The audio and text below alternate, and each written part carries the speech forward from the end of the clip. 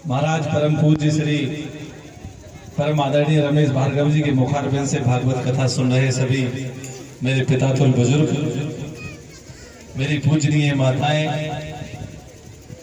मेरी स्नेहमयी बहनें और मेरे नौजवान साथी और नन्हे मुन्ने बच्चे, सभी हमारे पारिषद जी। अभी हम जब ऐसे निकले तो हमें पता नहीं था कि भागवत ही हो रही है, तो हम आपस में बात कर रहे थे। हमें लगा कि यहाँ भी भागवत हो रही है, तो पता चला आगे ये लोग खड़े थे तो हमें लगा कि नहीं यहीं पे आना है। और मंच का संचालन कर रहे आप सबके चहेते, गरीबों के साथ समय हमेशा कंधे से कंधा मिलाकर काम करने वाले मेरे भाई अशोक सरपंच जी के लिए मैं बहुत बहुत आभार प्रकट करता हूँ कि जिन्होंने यहाँ मुझे बुलाया और हमारे साथ में आए।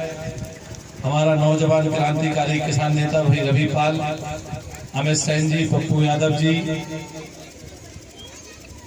मैं आज इतना ही कहूंगा कि मुझे लगता है कि ये कथा में सबसे ज्यादा भागीदारी हमारे पाल समाज की है। हमारे बबीना के पाल साहब भी बैठे। अपनों के लिए पाल और दुश्मनों के लिए काल, ऐसी होती है पाल समाज के। अपनों के लिए मर भी जाते हैं, मिट भी जाते हैं। कभी गद्दारी मैंने नहीं देखी। मैं जातिवाद में विश्वास नहीं करता, लेकिन मैं इतना मानता हूं कि अगर समाजों में सबसे शानदार कोई समाज है तो पाल समाज है। और हमसे तो आपका रिश्ता, यादव और पाल का रिश्ता तो ऐसा रहा कि गाय और बकरी कहीं अलग नहीं रही।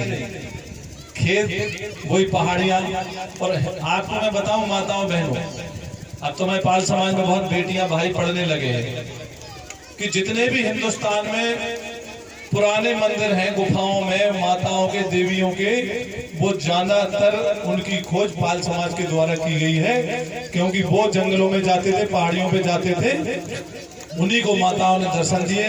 उन्हीं ने एक बताया कि वहां पर एक ऐसा ऐसा फलाना मंदिर है।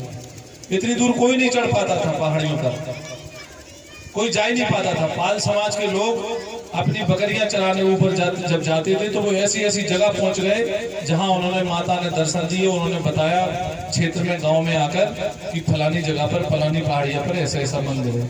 वैष्णो देवी की खोज भी पाल समाज के लोगों ने ही की थी। इसलिए मैं पाल समाज के नौजवान अपने क्रांतिकारी साथियों के साथ मैं उनका आभार प्रकट करता हूँ कि आप लोग पढ़ रहे, लिख रहे। कल मैं मिला आनंद पाल, लड़का है वहाँ कोचिंग चला रहा था, वो पिछोर में, बहुत अच्छा लड़का है। मुझे बहुत खुशी हुई आनंद से मिलकर। और वहाँ अभी उन लोगों ने, आपकी समाज ने मिलकर अहल्याबाई होलकर माता जी की मूर्ति लगवाई। और वहाँ मैंने देखा कि उसमें भी कुछ लोगों ने शायद राजनीति की है कि वो मूर्ति को रातों रात पुलिस से उठवा दिया गया। तब सरपंच साहब और वहाँ के मनका के सरपंच मनीराम लोधी जी थाने गए, मूर्ति को वापस लाए और फिर मूर्ति वहीं पर स्थापित की है। मैंने आनंद पाल से कहा और आपसे भी कहता हूँ पाल समाज के लोगों कि अगर हम इतिहास, जो हमारे महापुरुष हैं, उनके लिए अगर हम लड़ नहीं सकते हैं तो समझ लो कि हमारी कौम को कल लोग भूल जाएंगे।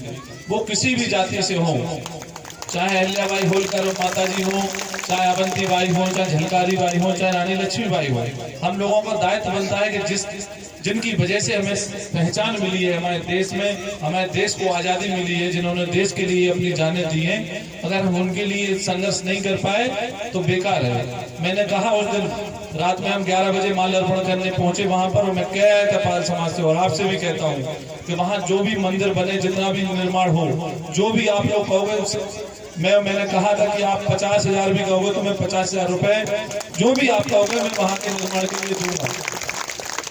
और मैं इतना ही कहूंगा अपनी माताओं बहनों से कि आप लोग जननी हो, आप जन्म देती हो, और जननी सबसे बड़ी होती है। धरती माता के बाद अगर कोई इस धरती पर है तो माँ का रूप होता है। इसलिए आप बच्चों को कैसे संस्कार दे रही हो ये आपके ऊपर है।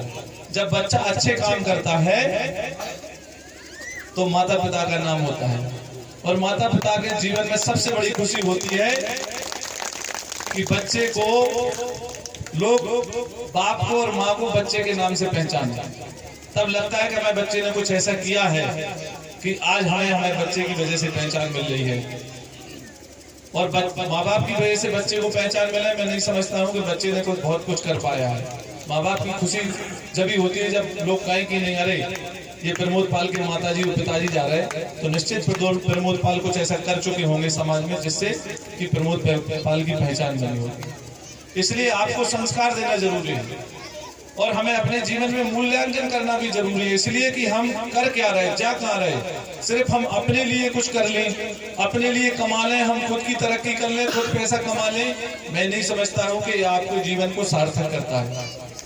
अगर हमारे समाज में, हमारे पड़ोस में कोई भूखा सो रहा है और हम भरपेट खाकर लेटे हैं और बचा भी है मैं यहाँ, तो मैं समझता हूँ कि ये भी पाप की श्रेणी में आता है। मानवता और धर्म यही कहता है कि आप का अगर पेट भरा है तो आपका पड़ोसी भी भूखा नहीं सोना चाहिए। ये हमारे अंदर मानवता होना चाहिए। मूल्यांकन करना चाहिए हमें जीवन की कि हम जाना कहाँ चाहते हैं, करना क्या चाहते हैं। अगर हम मूल्यांकन नहीं करेंगे तो हमारा जीवन यूं ही निकल जाएगा, पता ही नहीं चलता। अभी दादा और हम बैठे हैं, आपको पता ही नहीं चला होगा कि 10, 25, 50 साल कब निकल गए। ऐसे ही लगता होगा कि आप लोगों की शादी अभी हुई हो, बच्चे हो गए, और आप बच्चों की शादी हो गई हो, बच्चों के बच्चे हो गए। समय निकलते टाइम नहीं लगता। छोटी सी जिंदगी है। आप लोगों तो फिर भी 80-90 साल जी लिया, लेकिन जब हम लोगों की जो पीढ़ी चल रही है, ये पीढ़ी 60 साल और 65 साल से ज्यादा पार नहीं कर रही है, क्योंकि मेहनत कर नहीं रही, खा अच्छा है नहीं रहे, दिन भर मोबाइल चलाने हैं, तेल की चीजें खाना है, मेहनत करना नहीं है। इसलिए इस पीढ़ी की उम्र कम हो गई है। आप लोगों ने आपकी पीढ़ी बहुत जी ली, क्योंकि मेहनत करते थे, खाते थे। तो मैं कहता हूँ अपने नौजवान साथियों से कि हमें मूल्यांकन करना चाहिए कि हम जा कहाँ रहे हैं, करना क्या है। हमारा दायित्व यही नहीं है कि हम तरक्की करें, जरूरी है कि हम अच्छा काम करें, तरक्की करें, पैसा कमाएं, रोजगार करें, और उसके साथ साथ हम ये भी करें कि हमें अपने गांव में ऐसे कौन लोग हैं जिनकी हम मदद कर सकते हैं। इसलिए अगर हम ये मूल्यांकन नहीं करेंगे तो मैं महाराज जी आपको यही पढ़ा रहा है। धर्म का मतलब सिर्फ यही नहीं है कि आप भागवत सुन रहे हो, मंदिर में अगरबत्ती लगाया है तो धर्म हो गया। धर्म का मतलब यह है कि आपके माता पिता दुखी नहीं होना चाहिए घर के अंदर। अगर माता पिता सुखी हैं तो समझ लो आपका धर्म और आपका कर्म दोनों अच्छे हैं। और माता पिता दुखी हैं और दिन भर पोथी पत्रा पढ़ रहे, घर में सास परेशान है और बहू सुखी है, तो समझ लो कि आने वाले समय में जब बहू के बच्चे होंगे और तुम सास बनोगी तो तुम भी ऐसी परेशान रहोगी। इसलिए अपनी बहू की भी तो ध्यान रखना चाहिए कि अपने सास ससुर की सेवा करती रहे। मैं बेटियों से कहता हूँ, जहाँ भी भागवत में जाता हूँ ये बात जरूर कहता हूँ कि तुम चाहती हो कि हमारी भाभी ऐसी आए कि हमारी माँ बाप मम्मी की पापा की सेवा करे, लेकिन जब तुम दूसरे घर में बहू बन के जाती हो तो तुम क्या करती हो कि हम और दहेज, हम और आदमी और हम अलग, बस बर्तन भाड़े अलग हो जाएंगे। इसलिए ऐसा नहीं करना चाहिए। हमें ये सोचना चाहिए कि हम जैसी अपेक्षा अपनी भाभी से रखते कि हमारी भाभी आए और हमें माँ बाप की सेवा करे, हमें सेवा करे, हमसे प्रेम करे, तो ऐसा ही बेटा खुद जाकर तुम्हें अपनी ससुराल में बनना चाहिए। और जिन बहुओं से सास ससुर खुश होंगे, आज मुझसे लिखवा लो कि जिन बहुओं से सास ससुर खुशी होंगे, सुखी होंगे, उनके बच्चे होंगे तो वो बहू भी सुखी होगी और वो बेटा भी सुखी होगा। नहीं तो उनकी बहू आके उन्हें परेशान करे। वो तो जैसा आप गेहूं, अगर धरती माता में गेहूं रोपोगे तो गेहूं होगा, चना रोपोगे तो चना ही होगा। जैसा बीज आप डालोगे धरती में वैसा बीज उत्पन्न होगा। अगर आप कांटे होगे तो कांटे ही होंगे। इसलिए सोच लेना चाहिए हमें कि हम जब कर्म कर रहे हैं और हमें कोई नहीं देख रहा तो इससे मत चिंता नहीं हो जाओगे।